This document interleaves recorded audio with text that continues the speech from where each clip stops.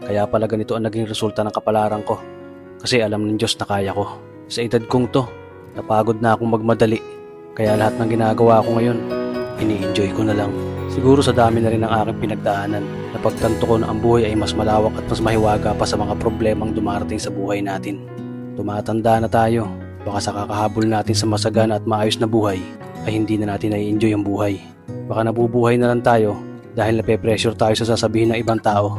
Marami na rin akong mga naging maling desisyon sa buhay, pero lahat yun nagsilbing aral sa akin at natuto ako sa mga pagkakamali ko. May mga taong sobra nating mamahalin at bibigyan ng halaga, pero ibabalik lang sa atin ay kabiguan at matinding trauma.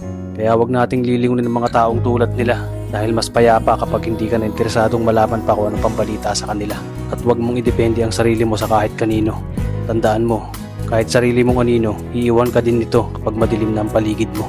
Kailangan natin matutunan na huwag ikumpara ang sarili natin sa iba dahil hindi natin laban ang laban nila. Karera mo to, hindi nila karera.